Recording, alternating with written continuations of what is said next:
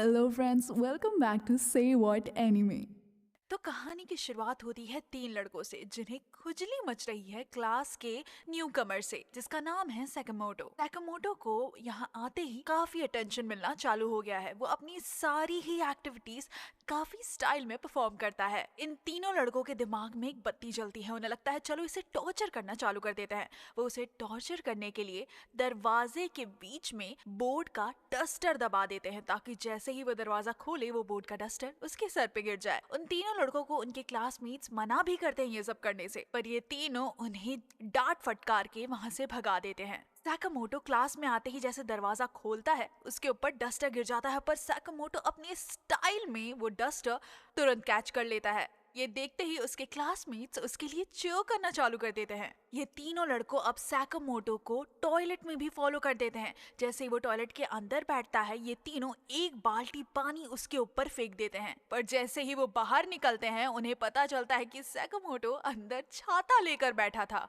जैसे ही सैकामोटो क्लास वापस आता है उसे पता चलता है कि उसका डेस्क मिसिंग है। उसके क्लासमेट्स उसे सीट ऑफर करते हैं, पर सैकामोटो तो अपनी स्टाइल में खिड़की पर पोज मारकर बैठ जाता है। अब तीनों लड़के परेशान हो चुके हैं और वो इरिटेट होकर सोचते हैं कि अब तो इसका गेम बच जाना ही होगा। एक बच्चा आकर सैकामोटो को बताता है कि टीचर्स ने उसे साइंस रूम में बुलाया है। अंदर जाते ही वो तीनों लड़के उसे खींच लेते हैं। तीनों एक एक कर सैकामोटो को परेशान करना चालू कर देते हैं। उनमें से एक सैकामोटो की फोटोज खींचना चालू कर देता है सैकामोटो का डरा हुआ चेहरा कैप्चर करने के लिए। थोड़ी देर में ही उन तीनों में से एक के सिगरेट की वजह से उस रूम में आग लग जाती है, जिसकी वजह से अब तीनों पैनिक करना चालू कर देते हैं। पर सैकामोटो बिल्कुल भी पैनिक नहीं होता है। वो अचानक से आग के आजू बाजू जोर जोर से नाचना चालू कर देता है। इन तीनों बेवकूफों को लगता है कि सैकामोटो डांस करके कोई रिचुअल परफॉर्म कर रहा है आग बुझाने के लिए, तो ये तीनों भी उसके साथ मिलकर नाचना चालू कर देते हैं। पर सैकामोटो तो अपना दिमाग लगाकर बस उस रूम में आवाज बढ़ा रहा था ताकि नीचे स्टाफ रूम में टीचर्स को पता चल जाए कि ऊपर कुछ गड़बड़ हो रही है।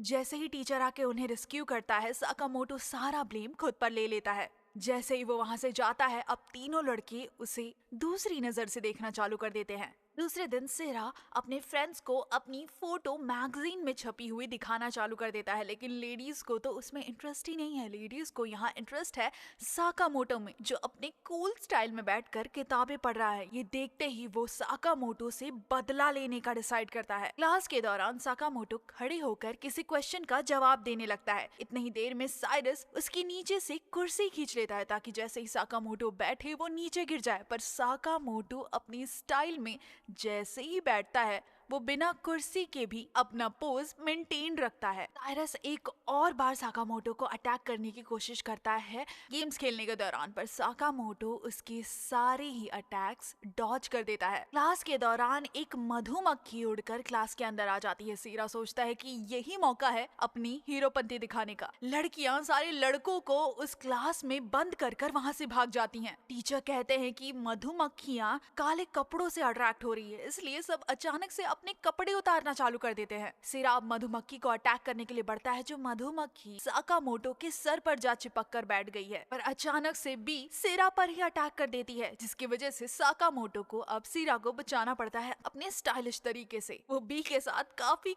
कड़क बैटल के बाद उसे बाहर भगाने में सक्सेसफुल हो जाता है। पूरी क्लास वापस सैकामोटो के लिए चीयर करने लगती है। थोड़ी दिन बाद सैकामोटो नोटिस करता है कि एक बच्चा अपनी प्रोटेक्शन के लिए दूसरे बच्चों को पे कर रहा है। वो हिबोडा के पास जाकर पूछता है कि तुम क्यों ऐसा सब कर रहे हो? बताता है मुझे पैसे की काफी जरूरत है। सैकामोटो उन दोनों के लिए एक जॉब ढूंढता है एक कैफे में। सैकामोटो को रजिस्ट्रेशन पे बैठा दिया जाता है उसके गुड लुक्स के चलते। उसके दोस्त को क्लीनर बनने का काम दे दिया जाता है। अचानक से ही कैफे में इतनी सारी भीड़ मच जाती है क्योंकि वो सब सैकामोटो को देखकर खिंचते हुए चले आते हैं। पहला दिन खत्म होते ही क्यूबोडो काफी खुश है, उसे ये जॉब करना पसंद है। दूसरे दिन उसके बुलीज उसे रेस्टोरेंट में भी बुली करने आ जाते हैं, इसलिए वो छुपने लगता है, पर वो उसे नोटिस कर लेते हैं और उसे बोलते हैं कि शाम को हमें पार्क में मिलो। वो शाम को उन्हें अपने सारे पैसे देने ही वाला होता है, लेकिन उसे सैकामोटो की बात याद आती है और वो पैसे खुद के पास ही रख लेता है। इस वजह से उसे काफी मार पड़ जाती है। सैकामोटो जल्दी ही गार्डन पहुंच जाता है और वो सारे बुलीज की बैंड बजा देता है और वो कुबोडो को भी इनकरेज करता है उनकी धुलाई करने में। धुलाई के बाद सारे बुलीज वहाँ से भागना चालू कर देते हैं। क्लास की हॉटेस्ट लड़की है एना। सबको एना पसंद है, लेकिन एना को तो साकामोटो पसंद है, इसलिए वो साकामोटो से बातें करने की कोशिश करती है। वो कई तरीकों से साकामोटो से क्लोज होने की कोशिश करती है, पर कोई फायदा नहीं होता है। साकामोटो किसी का भी ढंग से रिप्लाई नहीं देता। वो साकामोटो के साथ काकुरी खेलने की कोशिश भी करती है। साकामोटो इस चीज का भी रिप्लाई नहीं देता, लेकिन थोड़ी देर में कुछ और लड़कियां जिन्हें साकामोटो पसंद है वो ऑफर करती हैं ईना के साथ वही सेम गेम खेलने का। अब तीनों लड़कियां गेम खेलना चालू कर देती है और साकामोटो दूर बैठकर बस ये सब नोटिस करते रहता है।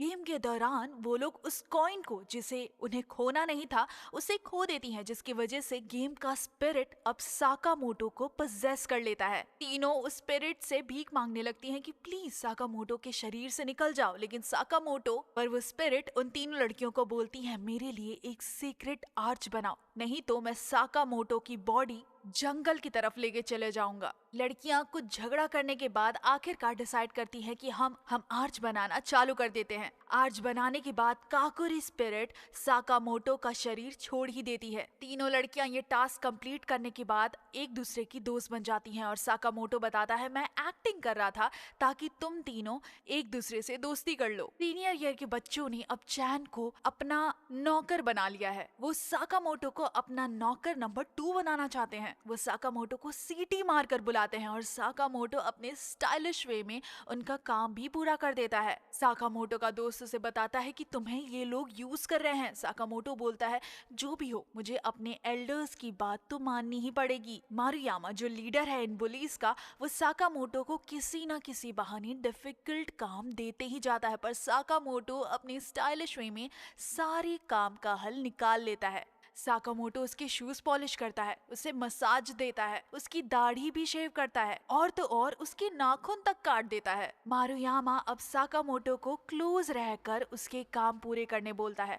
साकामोटो अचानक से कहीं भी प्रकट हो जाता है उसके काम पूरे करने के लिए। अब मारुयामा को डर लगने लगा है साकामोटो से। वो अब साकामोटो से छुप कर रहना चालू कर देता है। उसके छुपे होने के बावजूद भी साकामोटो किसी तरह पहुंचकर उसे अपनी सर्विसेज प्रोवाइड कर देता है। मारुयामा साकामोटो से परेशान होकर अब अपना काम खुद करना चालू कर देता है। कैफेटेरिया में देखा जाता है कि मारुयामा अपना खाना खुद ऑर्डर कर रहा है। साकामोटो बताता है कि मुझे मारुयामा ने अब उससे दूर रहने कह दिया है। साकामोटो कुबोडो को घर पर ट्यूटर करना चालू कर देता है। जैसे कुबोडो की मॉम आती है, साकामोटो को जल्दी से छुपना पड़ता है क्योंकि कुबोडो की मॉम साकामोटो के इश्क में पागल है। कुबोडो काफी टेस्ट में फेल हो रहा है, इसलिए वो साकामोटो से उसे पढ़ाई करने में हेल्प करने के लिए पूछता है। साकामोटो जब कुबोडो के घर गया था उसने पहली बार उसकी मॉम को गिफ्ट ऑफर किया था, जिसकी वजह से उसकी मॉम उसके प्यार में पड़ गई थी। उसकी मॉम को साकामोटो की चप्पल दरवाजे पर दिखती है, जिसकी वजह से उन्हें पता चल जाता है कि साकामोटो अभी भी मेरे घर में है, इसलिए वो साकामोटो को ढूंढना चालू कर देती है।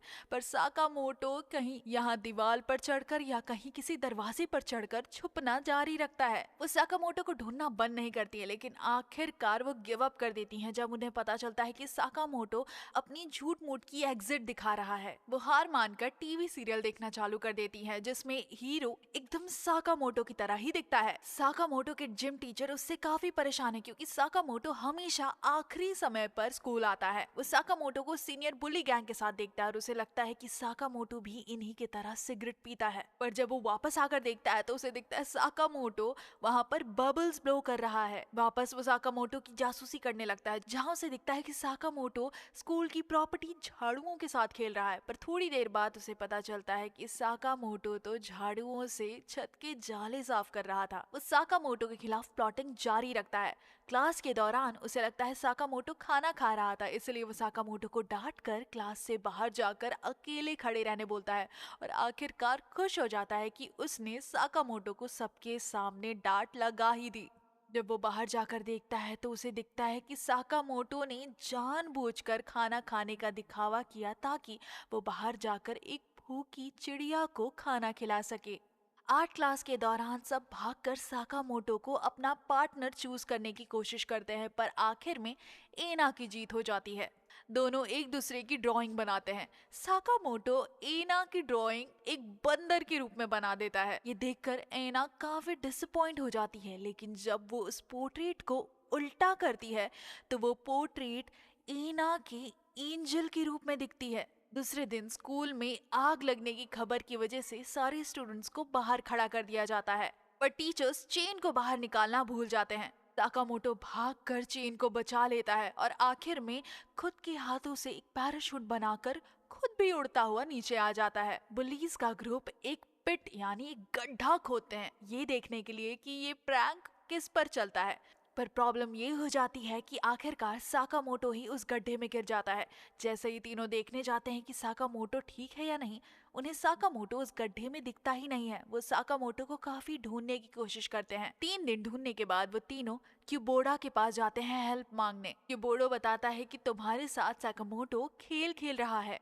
वो तीनों आजू बाजू सबसे पूछना चालू कर देते हैं कि क्या उन्होंने एक बच्चा यूनिफॉर्म में यहाँ वहाँ भटकता हुआ देखा है। सब बताते हैं कि हाँ, हमने साकामोटो को देखा तो है, पर वो तो कुछ दिन पहले था। तीनों थक हार कर जाकर गार्डन में बैठ जाते हैं। वहाँ पर एक बच्चा खेल रहा होता है जो अचानक से खेलते खेलते उन तीनों पुलिस की खोदे हुए गड्ढे में गिर जाता है, लेकिन वो अपने आप ही उस गड्ढे से बाहर भी निकल आता है।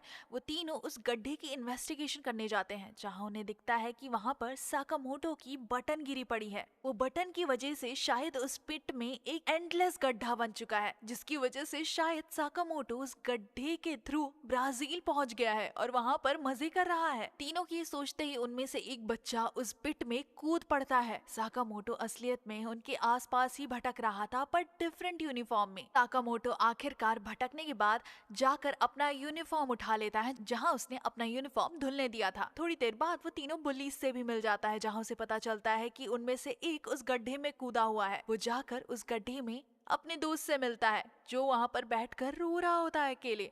वो साकामोटो को देखकर खुश हो जाता है कि साकामोटो सेफ है। यहीं खत्म होता है आज का एनीमे एक्सप्लेनेशन। मिलते हैं नेक्स्ट एपिसोड में। तब तक लाइक, कमेंट, शेयर, सब्सक्राइब करना ना भूलें।